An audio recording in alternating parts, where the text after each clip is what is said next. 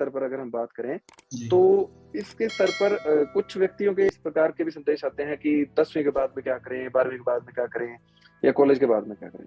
जी। तो इस स्तर पर मैं युवाओं को यही कहना चाहूंगा कि 10वीं के बाद से किसी भी प्रकार की परीक्षा के बारे में ना सोचें, क्योंकि 10वीं के बाद में आप अपनी 11वीं 12वीं पर फोकस करें। कोई भी अच्छे प्रतिष्ठित कॉलेज, अच्छे प्रतिशत मार्क्स के साथ उत्तीर्ण होकर कोई भी प्रतिष्ठित कॉलेज से कोई भी स्ट्रीम में आप अपना स्नातक कर सकते हैं, चाहे वो बीटेक है, चाहे वो बीए है, चाहे एमबीबीएस है, बीकॉम है, किसी भी स्तर पर। क्योंकि यूपीएससी में इस प्रकार की कोई भी डिमांड नहीं है कि आप कोई भी एक बीए से करो या फिर किसी भी तरीके से किसी विषय में आप उत्तीर्ण हो।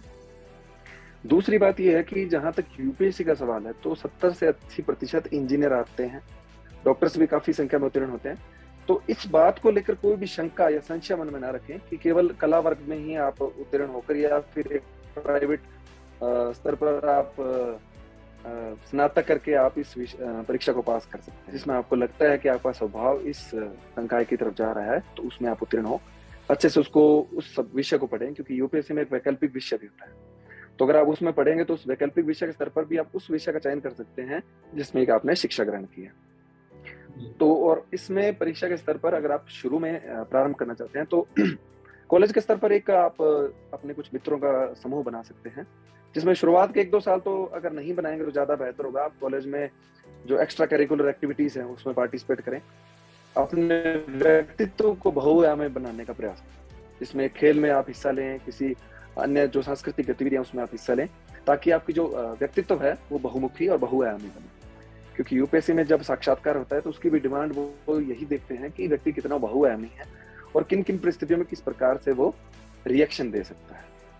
तो ये भी एक उनका क्राइटेरिया होता है। तो इस प्रकार से जब आप व्यक्तित्व को ढालेंगे तो आप जब अपना स्नातक पूर्ण करेंगे या फिर आपने मास्टर्स की है तो वो पूर्ण करेंगे, तो आप एक ऐसा व्यक्तित्व अपने विकसित कर लेंगे जो कि यूपीएससी के लिए एक जो शर्तें हैं, अहर्ताएं हैं, वो पूर्ण करता हो। तो मैं समाज के युवाओं को यही संदेश देना चाहूंगा कि किसी भी विषय से अपनी जो बीए है, मास्टर्स है, वो पूरी करें, उसके बाद में यूपीएससी में आए। और अगर वो कॉलेज से स्टार्ट करना चाहते हैं तो कॉलेज के अंतिम वर्ष में वो प्रारंभ करें।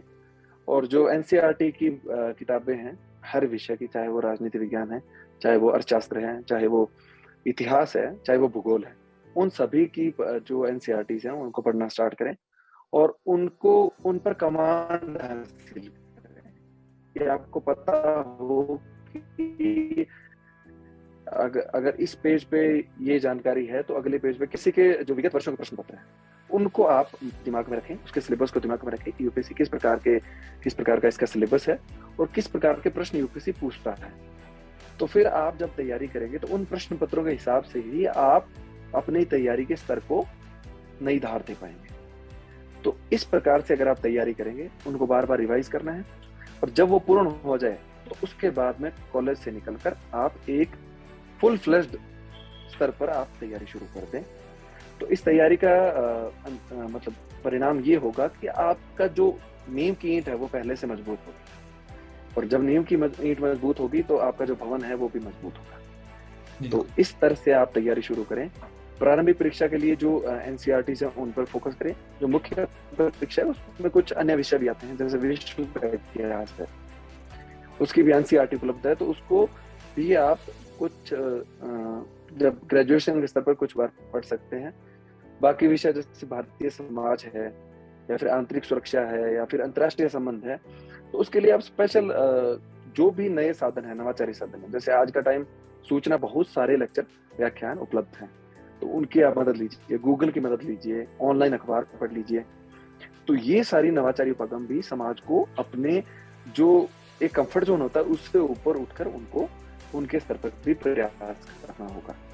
तभी वो एक, क्योंकि हर दिन हर परीक्षा डायनेमिक होती जा रही है, वो हर साल स्तर उनका बढ़ता जा रहा है, तो उनको भी, युवाओं को भी अपना स्तर निरंतर अपडेट करना पड़ेगा।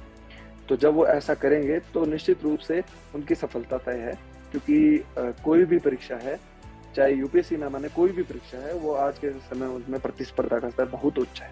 तो उसमें हमें जो मेहनत है वो भी बहुत उच्च करनी होगी। और जो भी आपका लक्ष्य है, मैं ये नहीं कहूंगा कि जैसे मेरा यूपीएससी में क्लियर सिलेक्शन हुआ है तो मैं ये नहीं कहूंगा कि समाज के युवा यूपीएससी में जाए।